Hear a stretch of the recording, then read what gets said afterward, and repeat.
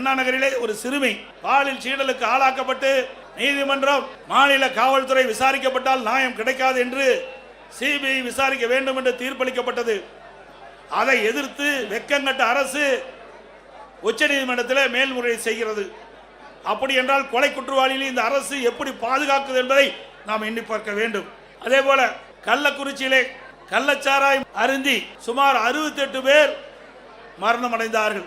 அதற்கு ஆளுங்கட்சி சேர்ந்தவர்கள் துணை நின்ற காரணத்தினாலே ஆளுங்கட்சியில் இருக்கின்ற அந்த நபர்கள் தப்பித்து விடக்கூடாது என்பதற்காக மாநில காவல்துறை விசாரிக்கப்பட்டால் நியாயம் கிடைக்காது என்ற அடிப்படையிலே அனைத்து இந்திய அண்ணா திராவிட முன்னேற்ற கழகம் உயர்நீதிமன்றத்திலே இந்த வழக்கை சிபிஐ விசாரிக்க வேண்டும் என்று வழக்கு தொடர்ந்து நீதிமன்றம் சிபிஐ விசாரிக்கலாம் என்று தீர்ப்பளிக்கப்பட்டது.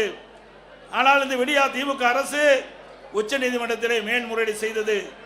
இதிலிருந்து நாம் பார்க்க வேண்டும், குற்றவாளிகளுக்கு துணை நிற்கின்ற அரசாங்கமாக திரு ஸ்டாலின் அரசு செயல்பட்டது என்பதை நிரூபணமாயிருக்கின்றது. அதே போல அண்ணா பல்கலைக்கழகத்திலே மாணவி பாலியல் சீண்டலுக்கு ஆளாக்கப்படுகிறார்.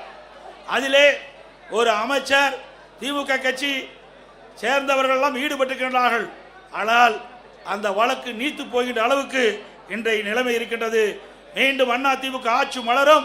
இதை தூசி தட்டி எடுக்கப்பட்டு உண்மை குற்றவாளிகளை சட்டத்தின் முன் நிறுத்தப்படுவார்கள்.